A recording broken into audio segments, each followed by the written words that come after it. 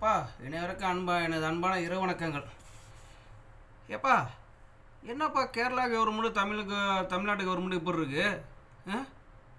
என்னப்பா கேரளா கவர்மெண்ட்டு நம்ம ஊர் திருநெல்வேலி, தூத்துக்குடி, தென்காசி இந்த பகுதியில் வந்து கேரளாவோட கழிவுப் பொருட்கள் கொண்டு வந்து தமிழ்நாட்டில் ஓட்டிகிட்டு போகிறாங்க.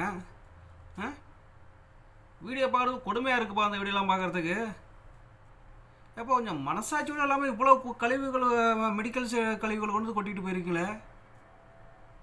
எப்போ நம்ம வீட்டு குப்பையை கூட்டி நம்ம பக்கத்து வீட்டில் கொட்டுவோமா சொல்லுங்கள்? பக்கத்து வீட்டுக்காரன் சண்டைக்கு வந்துட மாட்டான். மனசாட்சியே இல்லாமல் அவ்வளோ கழிவுகளுப்பா. அந்த வீடியோலாம் பார்க்குறோம், உண்மையிலே கண்ணில் தண்ணி வர மாட்டேன் இருக்குது.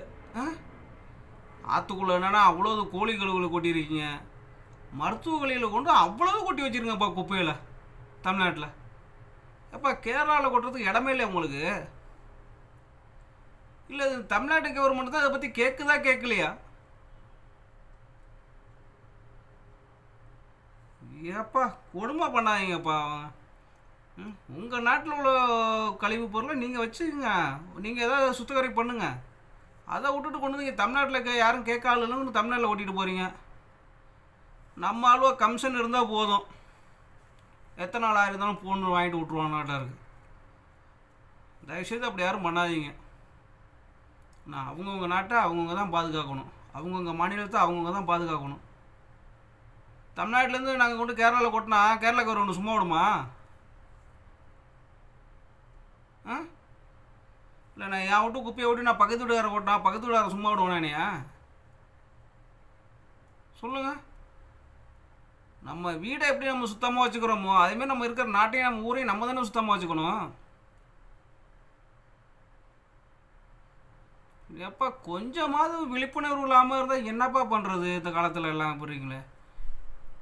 நம்ம வாழ்ந்துட்டு விடுவோம், நமக்கு அப்புறம் வர சங்கதிகள் வாழ முடியாது இப்படிலாம் இருந்தால். என்னமோ போங்க, அவங்களும் கொஞ்சமாவது வேணும். நம்ம கவர்மெண்ட்டுக்கு நம்ம மேலே அக்கறை இருக்கணும், நம்மளும் கவர்மெண்ட்டை கொஞ்சம் மதித்து நடக்கணும். என்ன இந்த டவுன்லலாம் போய் பாருங்கள், அந்த ஆற்றோட்டத்தில் கடை வச்சுருக்காங்க, பூரா கழிவு போய் ஆற்றுக்குள்ளே தான் கொட்டுவாங்க. ஒரு 10-20 கிலோமீட்டர் ஓடினதுக்கப்புறம் அந்த ஆறை பாருங்கள், அங்கே உள்ள இடத்த மூஞ்சி கழுவிட்டு தண்ணி குடிப்பாங்க. அதில்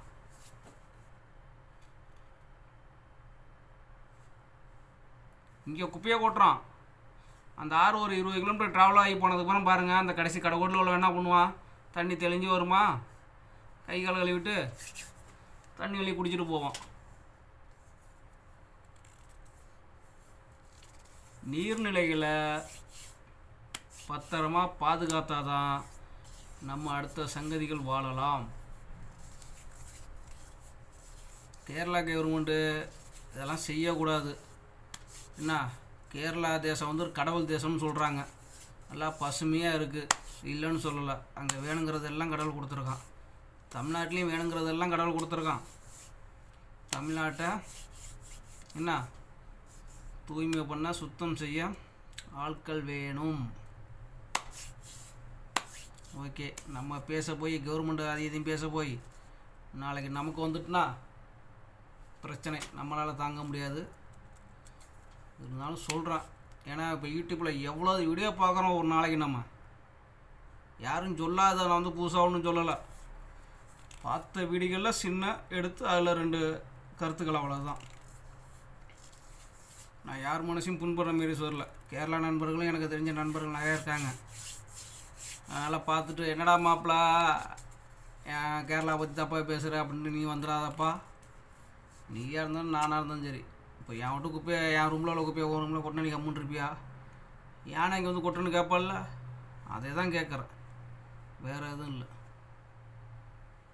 ஏதோ இப்போ நியூஸ் மறுபடியும் இன்றைக்கி பார்த்தேன், ஏதோ மறுபடியும் அந்த கழிவுகள் எல்லாம் அள்ளிட்டு கேரளாவுக்கே கொண்டு போகிறதுன்னு இன்றைக்கி ஒரு நியூஸ் பார்த்தேன். ரொம்ப நன்றி. தயவுசெய்து இனிமேல் யாரும் கொட்டாதீங்க. உங்களுக்கு எப்படி உங்கள் மாநிலம் முக்கியமோ அதேமாரி எங்களுக்கு கண்டிப்பாக எங்கள் தமிழ்நாடு முக்கியம். ஓகே, ரொம்ப நன்றி.